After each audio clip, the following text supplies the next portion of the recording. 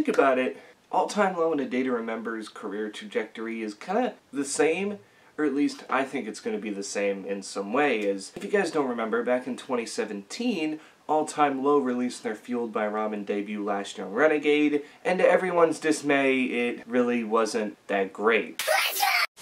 Leading a lot of people to think, oh no, are they going to start selling it? Is this like the end of All Time Low here? But in 2020, they released Wake Up Sunshine, and to everyone's excitement, they rebounded, kind of returning to the pop punk that we knew them for, and they even had their first #1 hit with Monsters featuring Black Bear that's just being played all over the radio, probably more than Dear Maria Count Me In was. And I remember, I think it was 2019, when A Day to Remember released their lead-off single to this past album, Resentment. They announced that they were signing with Fueled By Ramen. And like All Time Low, I was kind of excited because I'm like, you know, A Day to Remember fits that 2008, 2009, like, Fueled By Ramen kind of type band, although maybe back then they would have been a little too heavy for Fueled By Ramen. And I was like, maybe this could work. You know, Degenerates was kind of a flop, but maybe it was just the one song they decided to experiment on, do new things. Resentment was released, and I was like, okay, this is a step in the right direction. But a couple weeks ago, A Day to Remember's album, You're Welcome, came out. And it sucked! This was 5 years after their last record, Bad Vibrations, which a lot of people would say was also the band's worst, but in the end, you compare it to You're Welcome, and good lord, it's miles above. But I don't want fans to give up just yet, because if it's gonna be anything like All Time Low's Fueled By Ramen career, A Day to Remember will rebound. The problem with people like this is that they are so stupid that they have no idea how stupid they are.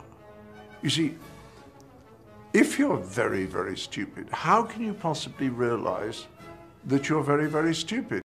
There's a couple of things that have me thinking this in a way, because there's a song on the album called Bad Friend that does stick to that typical A Day to Remember sound that you're hearing, and even like Resentment still has that breakdown and whatnot, so it still seems like A Day to Remember want to do that. I just think my theory here is they signed with this new record label, more alternative record label, so maybe they were finally able to start doing different things maybe that they wanted to do, and that was their decision.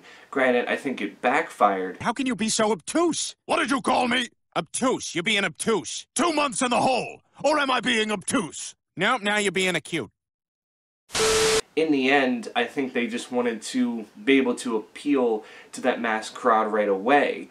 And when they do decide to have their second release under Fueled By Ramen, which let's hope it's not 5 years again, and let's hope it's not even worse than this, I do think that there's a possibility of a rebound here, that maybe they'll go back to what they were good at doing and just kind of do it and just have the same rebound that All Time Low had. Because I remember in 2017 thinking that, oh, this is the worst record All Time Low's made, they keep going downhill. Oh no, I hate this.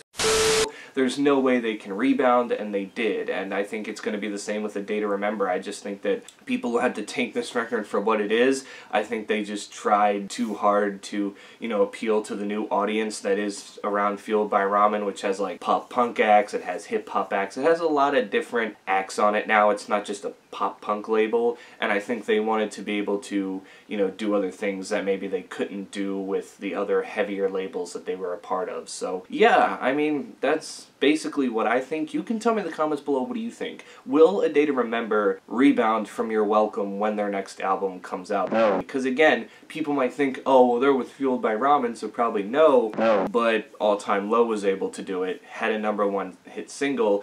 I don't think that A Day to Remember will have a #1 hit single. That has yet to be seen, but I still hear their song Resentment get played on the radio a lot, and I think I've heard All Signs Point to Lauderdale every so often, so A Day to Remember gets played on the radio. I don't think they'll have that significant jump like All Time Low did, but there's definitely that big possibility that there will be some sort of rebound in some way, because it was just they were trying to make a good first impression, and that's basically what I get from You're Welcome overall. Do I like the album? No. But in the end, there's some good parts on there that really make you go, see, the band is kind of letting it out like they usually do and whatnot, even though I do think that they failed to write a lot of choruses for that album were not that great. But again, that's just something they can fix going into the next record. But yeah, that's basically it for me.